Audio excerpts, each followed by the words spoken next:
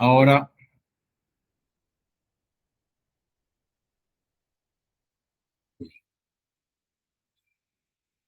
muy bien, entonces, el día de hoy vamos a hablar de los glóbulos blancos y de las plaquetas. Glóbulos blancos, ¿no es cierto? El término leucocito incluye todas las células blancas de la sangre, además de los precursores de los órganos productores, ¿no? Acá tenemos las células mielocíticas, también conocidas como los granulocitos, las células linfocíticas y las células monocíticas. Haciendo un repaso de dónde vienen las células de la sangre, todos vienen de una célula madre totipotencial, ¿no es cierto? Totipotencial. ¿Ya? Entonces, estas células madre totipotencial se van a diferenciar tanto las células de la serie roja, la serie blanca y de las plaquetas, ¿ya? Entonces, para la serie roja se va a diferenciar en un proeritroblasto, ¿no? Este se va a convertir en un eritroblasto policromatófilo que finalmente se van a convertir en los eritrocitos que vimos el día de ayer. También de acá van a partir y se va a diferenciar en un mieloblasto que se va a convertir en un progranulocito. Y de este progranulocito van a surgir las células que se conocen como los granulocitos, o sea, basófilos, eosinófilos y neutrófilos. Perdón, Rodrigo.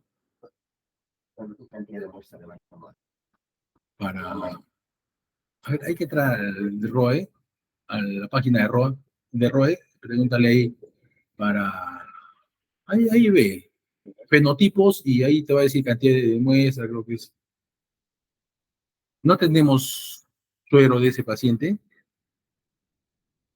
para la aptoglobina. De repente suero sí tenemos, de repente dos tubos morados, ¿no? Porque ¿sabes qué?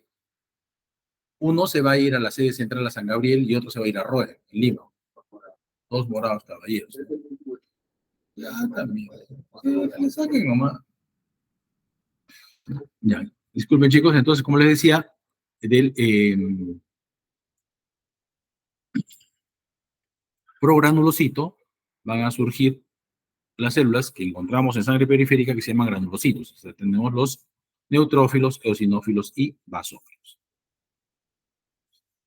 De acá también, de este hemocitoblasto, se va a diferenciar en un linfoblasto, donde van a surgir los linfocitos, y del monoblasto van a generarse los monocitos. Estas, tanto linfocitos y monocitos, en sangre periférica se les conoce con el nombre de agranulocitos. Entonces, los leucocitos son la suma de los granulocitos, o sea que tienen gránulos en el citoplasma, y los agranulocitos. Vale decir, basófilos, eosinófilos, neutrófilos, linfocitos y monocitos. Estos son los leucocitos que nosotros vamos a encontrar en sangre periférica, lo que normalmente se encuentra en sangre periférica. Entonces no deberíamos encontrar, por ejemplo, un progranulocito o un linfoblasto o un monoblasto, ¿ya? En sangre periférica. Esto lo vamos a encontrar en médula ósea. Y aprovechando la lámina del megacardioblasto, va a surgir el megacariocito. Este megacariocito se encuentra en la médula ósea y del megacariocito van a derivar las plaquetas o trombocitos. Entonces, esta es otra lámina que más o menos, ¿no? Nos refleja lo mismo. Una célula madre totipotencial se va a convertir en una célula madre mieloide y en otra célula madre linfoide, ¿no? Entonces, de la mieloide va a surgir la serie mielocítica y acá los granulocitos, ¿ya? Acá también se va a diferenciar en megacariocito y megacariocito se va a convertir en plaquetas, ¿no? Del proeritroblasto en glóbulos rojos. Y de la célula linfoide van a devenir los linfocitos. Y también por ahí va a aparecer los monocitos. Entonces, en sangre periférica, nosotros vamos a encontrar normalmente estos glóbulos blancos. Los granulocitos, que están compuestos por neutrófilos, eosinófilos y basófilos, más los agranulocitos que están compuestos por linfocitos y monocitos. Si ustedes ven, entonces, son 5 poblaciones de células, ¿no? Es por ello que nosotros utilizamos equipos que diferencian, o de 5 estirpes, ¿no? Que diferencian 5 poblaciones de glóbulos blancos, o sea, todas estas. Antes se utilizaban equipos de 3 estirpes, ¿no? O sea, solo identificaban 3 grupos celulares de todas estas y obviamente había que diferenciar el resto a través de la lectura de la lámina. Muy bien. Entonces, en un extendido de sangre periférica, ¿ya? Esto es lo que vamos a encontrar. Acá, lo que vimos ayer, glóbulos rojos. Esto, para adelantarles, son las plaquetas. Y estos son los glóbulos blancos, ¿no? Este, por ejemplo, un neutrófilo abastonado, un neutrófilo segmentado, ¿no? Estos tienen gránulos en el citoplasma y se llaman neutrófilos porque esos gránulos no se tiñen, o se tiñen de color neutro. Este es un eosinófilo y este es un basófilo. Eosinófilo porque los gránulos se tiñen de color rojizo y basófilo porque los gránulos se tiñen de color negruzco o azul oscuro. Entonces, estas células de acá son los granulocitos. Y las de acá abajo son los agranulocitos. Este es un linfocito y este es un monocito.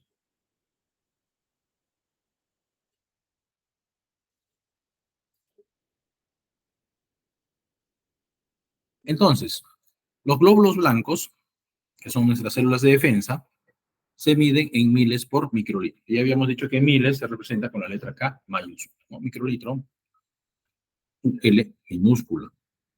El número de leucocitos va a depender de algunos factores, como son la edad del paciente, o sea, en diferentes grupos etarios va a ir cambiando la cantidad de leucocitos, el peso, el consumo de tabaco, el consumo de hormonas anticonceptivas, etc. Los valores normales o valores de referencia de los leucocitos van de 4.000 a 10.000. Entonces, quiere decir que si nosotros encontramos en un paciente que los leucocitos están por debajo de 4.000, hablamos de leucopenia. Están por encima de 10.000, hablamos de leucocitosis.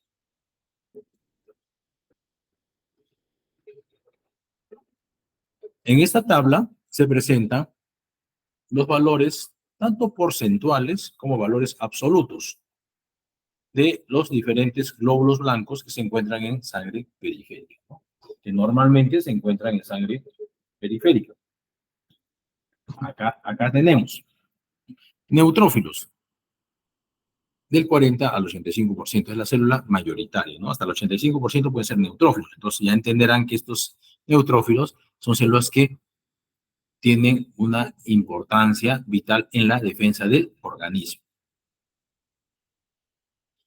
Esos neutrófilos están compuestos por la suma de abastonados más los segmentados. Abastonados más segmentados.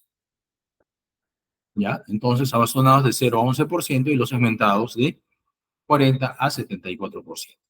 En valores absolutos, los neutrófilos están en el orden de 1.500 a 7.000 células.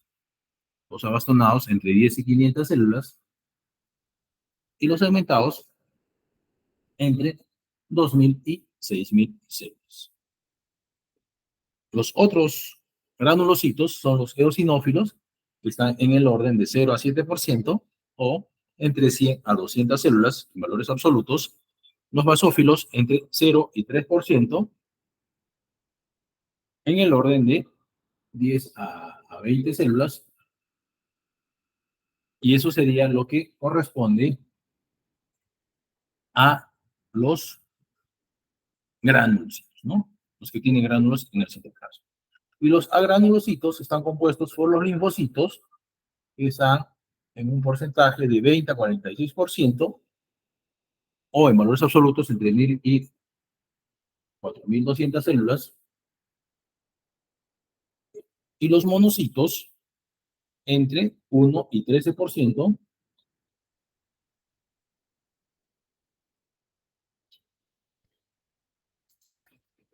o entre 100 y 800 células. Entonces, ahora vamos a hablar de las causas de leucopenia. ¿Ya? Causas de leucopenia, o sea, cuando encontramos los glóbulos blancos por debajo de 4.000. Una causa que no debemos dejar pasar son las infecciones bacterianas. Nosotros pensamos que generalmente las infecciones bacterianas nos causan solamente leucocitosis. No, hay algunas infecciones bacterianas que pueden causar leucopenia, como cuáles: la septicemia, tuberculosis miliar, fiebre tifoidea, brucelosis y tularemia. O sea, infecciones que son causadas por gérmenes gran negativos y que la infección sea severa.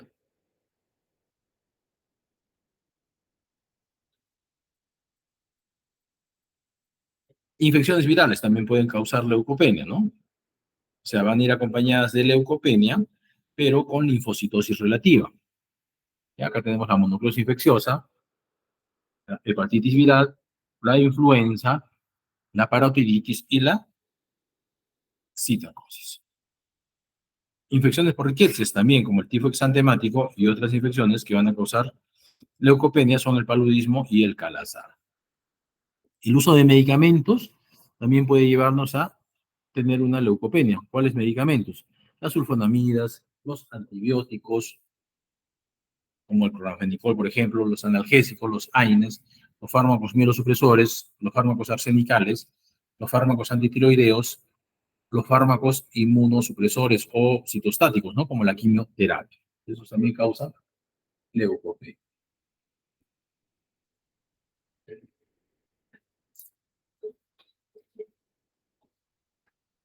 Hay otras enfermedades también. Dentro de la leucopenia debemos de considerar la radioterapia, las radiaciones ionizantes. La quimioterapia y radioterapia te van a causar leucopenia. Otras entidades como la anemia perniciosa, algunas leucemias agudas pueden debutar con leucopenia, ¿no? Normalmente debutan con leucocitosis.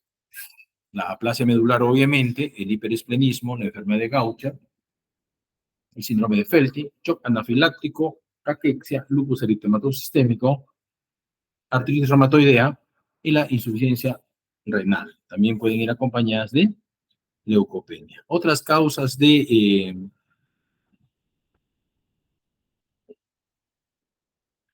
leucopenia, por ejemplo, ¿no? Ya tenemos cuando la médula ósea no funciona bien, ¿no? En este caso, pues, síndromes mielodisplásicos, etcétera. Causas de leucocitosis. Hablamos de leucocitosis cuando los glóbulos rojos en sangre periférica se encuentran por encima de 10.000 por microlitro.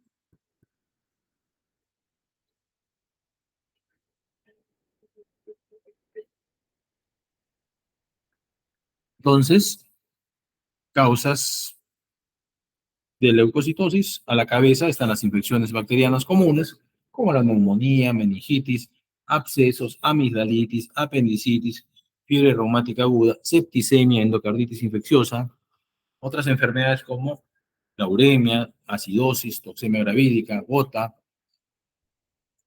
intoxicación por mercurio, el veneno de araña, el uso de adrenalina, o por ejemplo una leucocitosis, o perdón, una pancreatitis, van a ir acompañadas de leucocitosis. Otras causas de leucocitosis tenemos la hemorragia aguda, la hemólisis, las leucemias agudas, leucemias crónicas, policitemia vera y la mielofibrosis.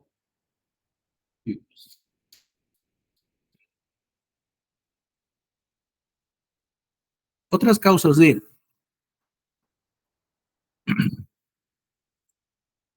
leucocitosis tenemos, por ejemplo, la necrosis tisular, o sea, la necrosis de tejidos, ¿no? El infarto agudo de miocardio, necrosis de tumores, quemaduras, que hay necrosis por calor, gangrena o necrosis bacteriana.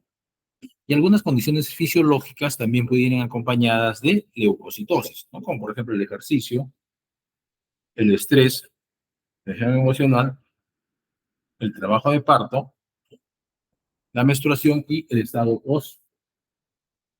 postprandial.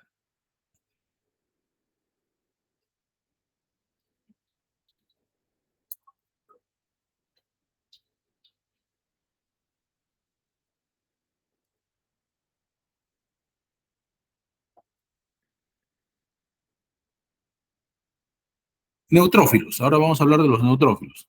Estos neutrófilos, ya habíamos dicho que era la célula mayoritaria, ¿no? Desde el 40 hasta el 85%, son las células más importantes para la defensa del organismo, tanto de bacterias como de otros microorganismos. Estos neutrófilos, según la forma del núcleo, se les puede clasificar en dos tipos de células, ¿no? Los abastonados o en banda, o callados también, y los segmentados.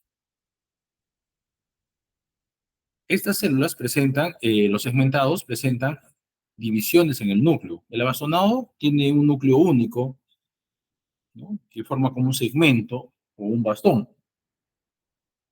Y el segmentado es la célula más madura, es la misma célula, pero en diferente estado de maduración, que producto del estado de maduración, los núcleos o el núcleo se ha dividido en segmentos, ¿no? En segmentos que van de 2 a 5 lóbulos, ¿ya? De 2 a 5 lóbulos. Entonces, el abastonado es una célula que mide de 10 a 16 micras, una célula redonda u oval. El núcleo lo tiene compacto, único, en forma de herradura o de bastón. El citoplasma es de color azul o rosa pálido y los gránulos que tienen no se tiñen, ¿no? Con estos colorantes.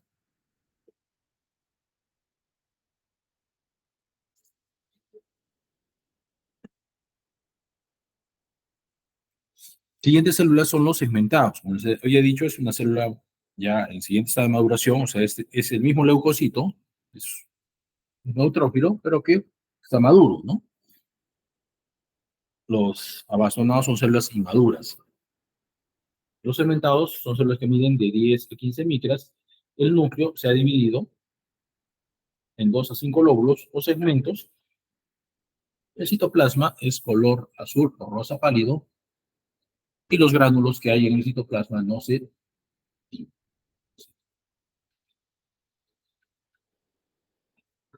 Entonces acá vemos estas células que les estoy comentando, ¿no? El abastonado, que es la célula inmadura, y el segmentado. En conjunto hacen la totalidad de neutrófilos, ¿no? Entonces, abastonado, núcleo único, compacto, que adopta la forma de bastón o de herradura o de un callado. El segmentado, producto de la maduración celular, ese núcleo, que era único, se ha dividido en segmentos, que van de 2 a 5 lóbulos, como lo estamos viendo en la imagen. Entonces, cuando la cifra de neutrófilos absolutos, hablamos acá de valores absolutos, está por debajo de 1500, hablamos de una neutropenia. Y si está por encima de 7000, hablamos de una neutrofilia. Las causas de neutropenia y neutrofilia son parecidas a las que hemos señalado para leucocitosis y leucopenia, pero acá nos vamos a referir a este tipo de células. Causas de neutropenia. Tenemos la fragilidad leucocitaria exagerada producida por fármacos inmunosupresores o fármacos citotóxicos. Entonces, digamos, la quimioterapia va a causar leucopenia. Pero ¿cuáles de los leucocitos va a afectar fundamentalmente? Los neutrófilos, ¿no? Va a causar neutropenia. La fragilidad linfocitaria exagerada, en los casos de leucemia linfática crónica, o debido a la formación de cúmulos agregados celulares, en este caso de leucocitos, que son los neutrófilos, secundarios a enfermedades como la gamapatía monoclonal o crioaglutininemia o criofibrinogenemia.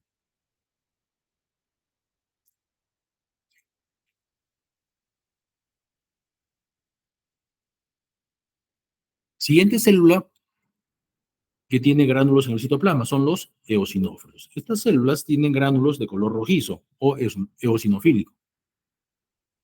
Estas células tienen actividad fagocítica, es decir, que se van a comer o van a ingerir a los agentes extraños que ingresan al organismo.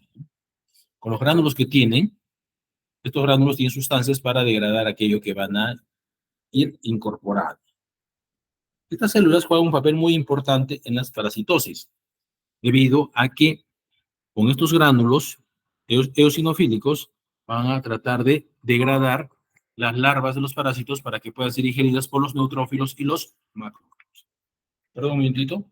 Aló, aló, Glorita. ¿Te puedo llamar a las 7? ¿Qué pasó? Ah, ya, ya. No. Ah, claro, está muy bien. Ok, perfecto. Cuando ya pues, ya nos vamos comunicando, me avisas.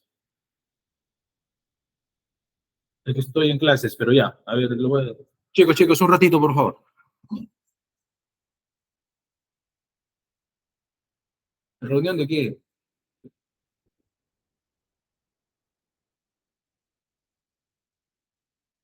Ah, ya, ya, va a ser la reunión vía Zoom. Ya, ya, ya. Ya, y bueno, escribes nomás, ya. Chévere.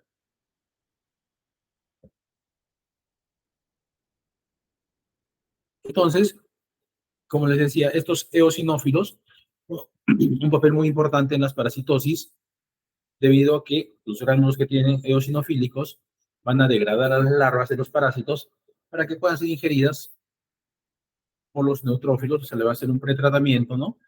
Para que puedan ser ingeridas por los neutrófilos y los macrófagos. El eosinófilo también participa en las reacciones alérgicas, ¿no?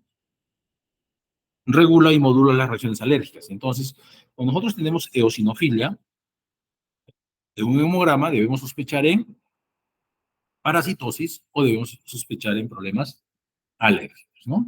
Entonces acá tenemos el eosinófilo. Tiene gránulos de color eosinofílico, o sea, de color rojizo. Eosinofílico es como los glóbulos rojos, ¿no? Tenían de color rojo. Gránulos de color eosinofílico. Y el núcleo de la célula también tiene la forma de una herradura o de una silla de montar caballo. Características que nos van a ayudar a identificar estas células en un extendido de lámina periférica. Y que lo vamos a ver cuando se haga la práctica, ¿no? Entonces, causas de eosinofilia, ya les he dicho, enfermedades alérgicas, enfermedades parasitarias, otras enfermedades infecciosas, gastrointestinales y hematológicas. Se dice que los pacientes que tienen síndrome de Cushing tienen eosinopenia, ¿no? ¿Qué pasa en el síndrome de Cushing? ¿Alguien me ayuda?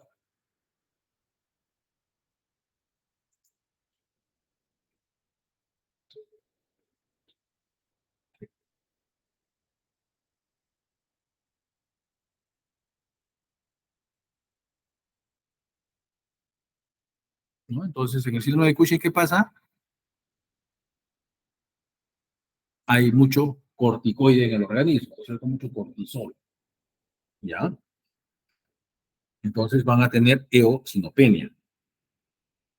Pero si aceptamos que es normal que en una cuenta diferencial no haya eosinófilos, o sea, estamos hablando de cuentas porcentuales, entonces nos va a resultar difícil definir la eosinopenia. Entonces, para lo cual podemos tener, echar mano de los valores absolutos. ¿Ya? Entonces, es por ello que cuando tú tienes un problema alérgico, uno de los tratamientos es ponerte corticoides, ¿no es cierto? Corticoides, ¿ya? Siguiente célula que tiene gránulos en el citoplasma son los basófilos. Estos gránulos son de color oscuro. Estos gránulos tienen heparina e histamina, ¿no? Son de color azul oscuro, color negruzco. Esta heparina e histamina son sustancias que funcionan como medidores químicos que también modulan la inflamación. Tienen función importante en los estados alérgicos, sobre todo los de la hipersensibilidad retardada. La liberación masiva del contenido de los gránulos puede causar un shock anafiláctico, que puede llegar a ser mortal si es que no es tratado a tiempo.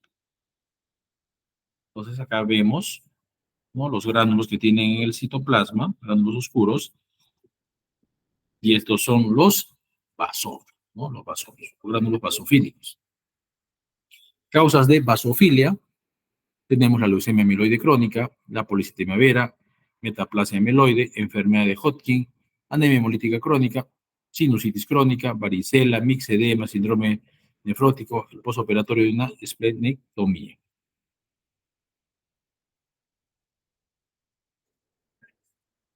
Como en el caso anterior, normalmente no puede haber basófilos en sangre periférica porque las cuentas porcentuales van desde cero, ¿recuerda?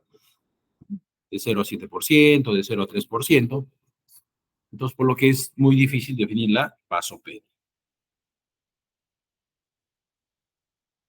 Muy bien, hasta ahí hemos visto lo que son los granulocitos, ¿no? Neutrófilos, que se componen de los abastonados segmentados, eosinófilos y basófilos. Ahora vamos a entrar a los agranulocitos. Los agranulocitos están compuestos por los linfocitos y los monocitos.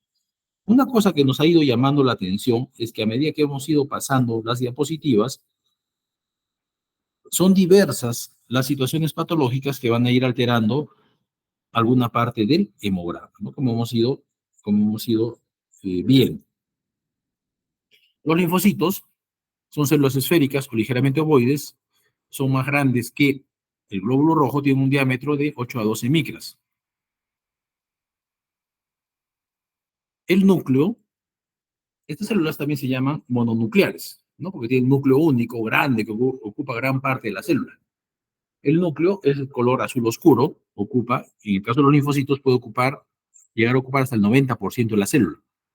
Y el citoplasma se va a tornar delgado y se va a teñir de un color más claro, un azul más claro, y le va a formar como un anillo alrededor del núcleo, ¿no? Entonces, el glóbulo rojo, 7,2 micras de diámetro, el linfocito, de 8 hasta 12 micras de diámetro, tiene un núcleo único, grande, que ocupa hasta el 90% de la célula, y el citoplasma va a rodear al núcleo y le va a formar como un anillo al núcleo. Causas de linfocitosis, ¿no? Obviamente a la cabeza, los linfocitos se van a elevar por enfermedades virales, como la varicela, tosferina, mononucleosis infecciosa, hepatitis viral A, B, C, D, parotiditis, rubiola, etc. Hay bacterias que también pueden hacer causar que se eleven los linfocitos, ¿no? Que pueden ir acompañadas de linfocitosis. ¿Cuáles bacterias? La tuberculosis, la brucelosis y la sífilis. Parásitos también como la toxoplasmosis. Otras causas de linfocitosis tenemos a la leucemia linfática crónica, la tirotoxicosis y la neutropenia con linfocitosis relativa.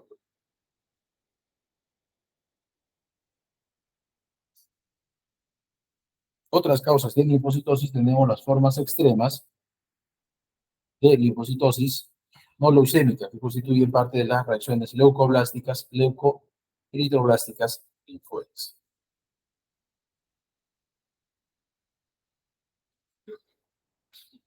En algunas infecciones virales van a aparecer en la sangre periférica unos linfocitos llamados linfocitos atípicos o virocitos o linfocitos irritativos. Estos linfocitos son linfocitos del tipo B, ¿no? Los linfocitos T se encargan de la inmunidad celular, los linfocitos B se encargan de la inmunidad humoral, ¿no es cierto? De acá parten los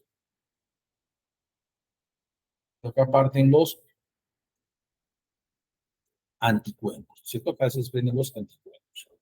Entonces, estos linfocitos típicos o linfocitos o virocitos son linfocitos tipo B que han sido estimulados por la respuesta inmunitaria secundaria. En este caso, en el caso de los linfocitos atípicos, es importante esclarecer la diferencia que puede haber entre estas células reactivas y los linfoblastos, ya que se parecen mucho y que, por ejemplo, si hay un linfoblasto en sangre periférica, este va a ser patognomónico o prácticamente nos va a ser el diagnóstico de una leucemia linfoblástica aguda. Acá, miren ustedes, célula mononuclear, pero ya no conserva la forma, ¿no? Esférica u ovoide, ¿no? Y acá ya perdió la forma. El núcleo único, célula mononuclear, pero ya perdió la forma, inclusive perdió el color, ¿no? Y otra característica, en este caso la célula número 2, es un linfoblasto. ¿Y por qué es un linfoblasto? Porque acá dentro del núcleo hay unas estructuras redondeadas que son los nucleolos, ¿no? Entonces, esto se presenta típicamente en la leucemia linfoblástica aguda.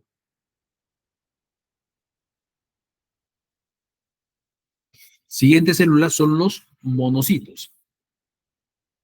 ¿Ya?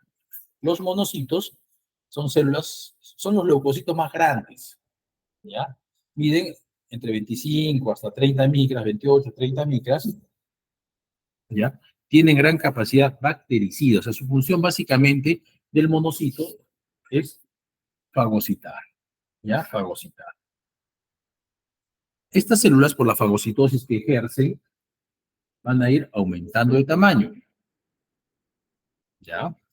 E incluso pueden fijarse a tejidos como el vaso, el hígado y el pulmón, formando los macrófagos tisulares, ¿no? Los macrófagos tisulares.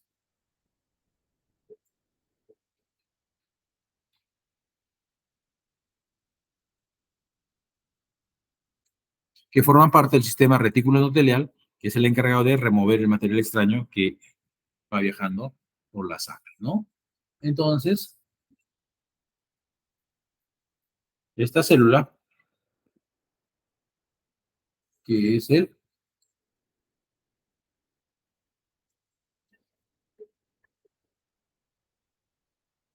que miden hasta 25 micras, ¿no? Más o menos. Y miren, otra particularidad, o sea, unas 4 veces más lo que mide un glóbulo rojo, tiene una particularidad del núcleo, ¿no? Núcleo único, mononuclear, que tiene la forma de riñón, ¿no? Forma de riñón. Por eso le dice que los monocitos son células que tienen el núcleo de forma arriñonada, ¿no? Arriñonada. Causas de monocitosis, tenemos las leucemias, la tuberculosis, la metaplasia mieloide agnogénica, la policitemia vera, la enfermedad de Hodgkin, linfomas malignos, tesoaresmosis, recuperación de daño medular por radiaciones o por medicamentos. Acá viene la radioterapia y la quimioterapia, el paludismo, el calazar, la tripanosomiasis, rickettsiasis, endocarditis infecciosa, brucelosis, colitis ulcerosa, enteritis regional, sarcoidosis y padecimientos autoinmunitarios. Muy bien, hasta ahí lo que corresponde a los agranulocitos, ¿no? Entonces, algo como les digo que nos ha llamado la atención, que son diversas las enfermedades o patologías que van a ir alterando una u otra célula, en este caso, de los glóbulos blancos, ¿no? Ahora vamos a hablar de las plaquetas.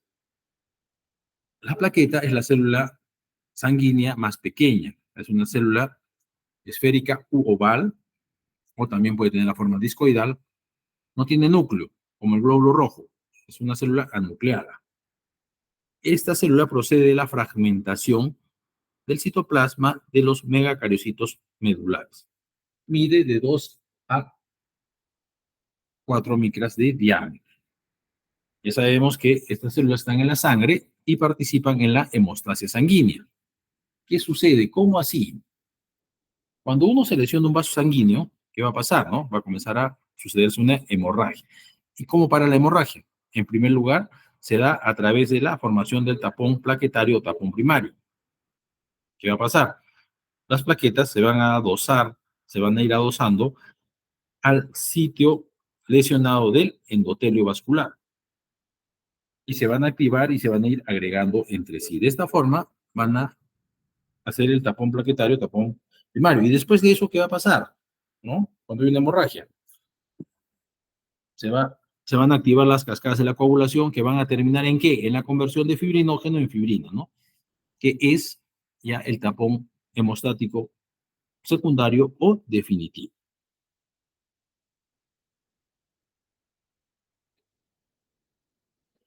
Acá tenemos médula ósea y acá tenemos un megacariciento medular. El citoplasma de este megacariciento medular vamos a obtener las plaquetas, ¿no? Que son células de 2 a 4 micras eosinofílicas. Y para que cumplan esa función, las plaquetas en la membrana tienen receptores. Tienen receptores de tipo glucoproteico y no glucoproteico. Los receptores glucoproteicos se van a dosar al sitio de la lesión del endotelio vascular dañado y se van a activar las plaquetas, van a liberar sustancias y van a ir activando otras plaquetas para que se vayan agregando y de esta manera formen el tapón hemostático central, ¿no? Para que suceda esto, la plaqueta también va a generar unas prolongaciones pseudopódicas que van a permitir la liberación de unos gránulos que van a ir activando más plaquetas. Respecto al hemograma y la plaqueta, los valores normales de la cuenta plaquetaria se hallan entre 150.000 y 500.000 plaquetas. Las causas, obviamente por la función que cumple la plaqueta en el organismo, ¿cuál es el problema con la plaqueta? Que haya plaquetopenia, ¿no es cierto? Cuando hay plaquetopenia puede surgir o puede pasar un sangrado espontáneo, ¿cierto? Inclusive sin que haga mucha cosa el paciente. Entonces, las causas de trombocitopenia son púrpura autoinmune. Acá por problemas autoinmunes se destruyen las plaquetas. Leucemia aguda, anemia plástica, anemia perniciosa, hiperesplenismo, púrpura trombótica trombocitopénica, transfusiones sanguíneas a repetición, ¿no? Porque vamos haciendo anticuerpos contra las plaquetas, endocarditis infecciosa, septicemia, ¿ya? O sea, las infecciones, en este caso infecciones severas como la septicemia, te van a llevar a plaquetopenia, lupus eritematoso sistémico, quimioterapia, medicamentos citotóxicos, radioterapia, también te van a llevar a plaquetopenia. Entonces, si tú tienes un paciente y es oncológico y va a recibir estas cosas, radioterapia, quimioterapia, entonces, o está cursando con una infección, entonces es probable que vamos a necesitar restituir las plaquetas, y eso lo vamos a hacer a través de transfusión de plaquetas. Por el contrario, cuando la cuenta plaquetaria se encuentra por encima de 500.000, hablamos de una trombocitosis. Causas de trombocitosis, tenemos los padecimientos malignos, como el síndrome, los síndromes mieloproliferativos, la policitemia vera, la leucemia mieloide crónica, la trombocitosis primaria, post-esplenectomía, porque el vaso es el que se encarga, así como de depurar a los glóbulos rojos, se encarga de depurar las plaquetas. La artritis reumatoidea, la anemia ferropénica, infecciones agudas, también pueden ir acompañadas de trombocitosis, pancreatitis crónica y la cirrosis hepática.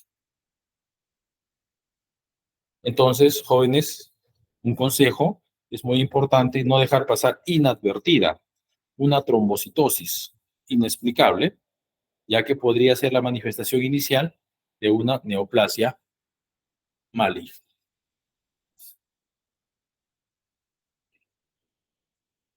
Al igual que ayer, en el caso de los glóbulos rojos, estos equipos tienen la capacidad de hacer histogramas o dibujos, digamos así, gráficos de la distribución del tamaño de las plaquetas, ¿no? Como veíamos ayer.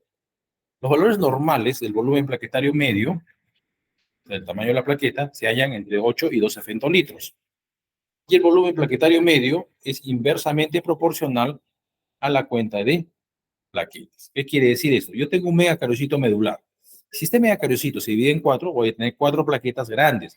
Pero si se divide en 16, voy a tener más plaquetas, pero más pequeñas, ¿no?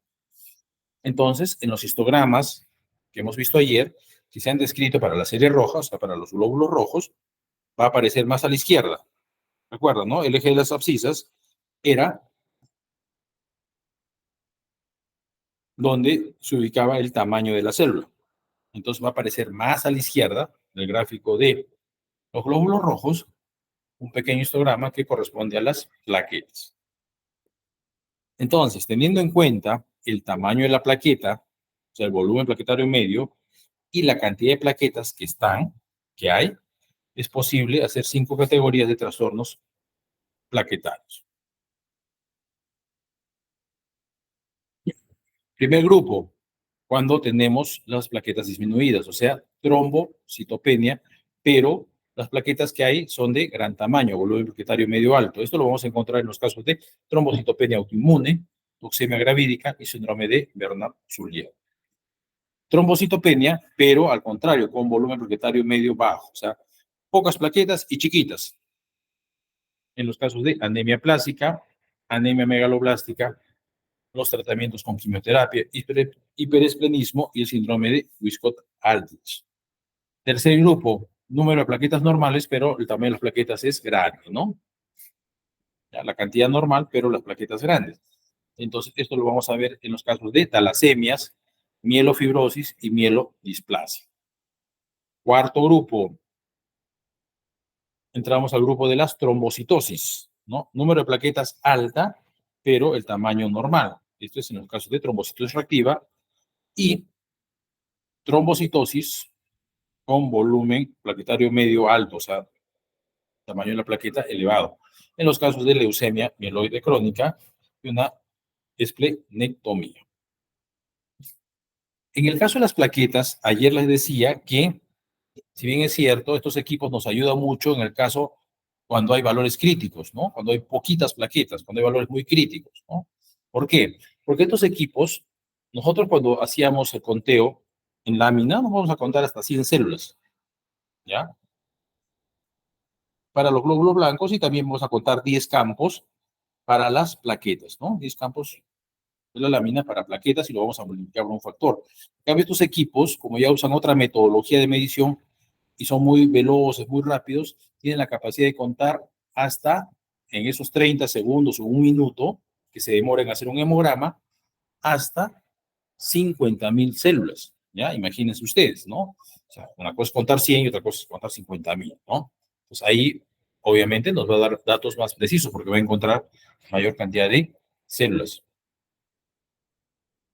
Pero en el caso de las plaquetas, además de hacer recuento de plaquetas y de la obtención del histograma de los volúmenes de las plaquetas, es recomendable hacer la observación microscópica de las plaquetas cuando los equipos te dan alarmas referidas a las plaquetas, ¿no? O sea, si las plaquetas son grandes, si las plaquetas son pequeñas, si hay plaquetas bajas o si hay plaquetas, o sea, cantidad baja, cantidad elevada de plaquetas.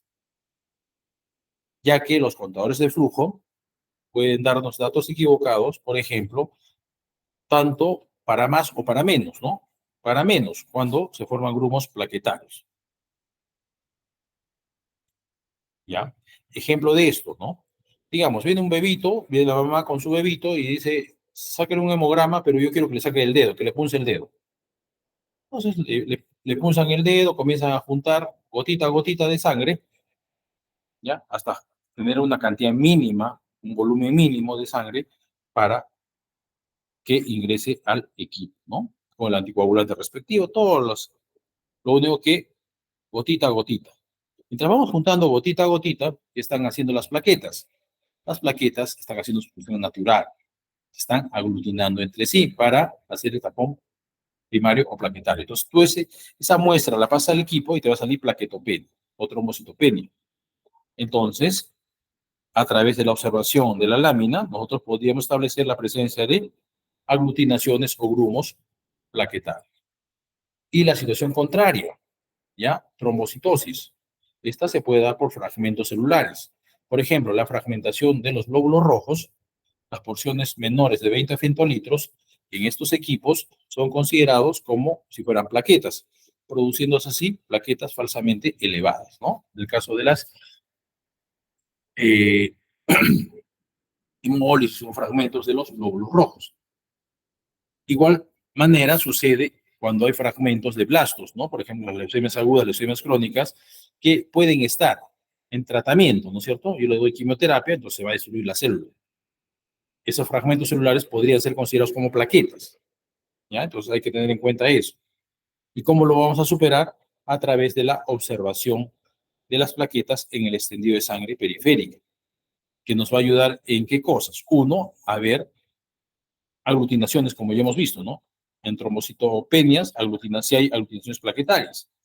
En trombocitosis, si de verdad esa trombocitosis es debida a que son verdaderas plaquetas o son fragmentos de otras células. Ya sabemos cómo se tiñen, de qué color se tiñen las plaquitas, ¿no es cierto? ¿Qué otra cosa podríamos ver ahí? ¿No? Ya hemos visto si hay más o menos plaquetas. Y también podríamos ver el tamaño de la plaqueta, ¿ya? Si es pequeña o si es grande, ¿no? Y poder corroborar la información que nos da el equipo respecto a las plaquetas. Muy bien, me parece que esa era la última. Efectivamente, esa es la última.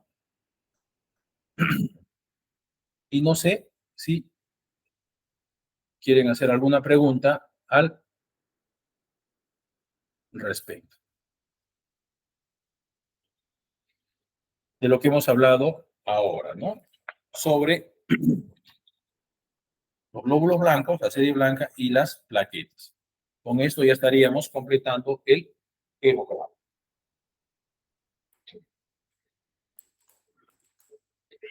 ¿Alguna pregunta, jóvenes?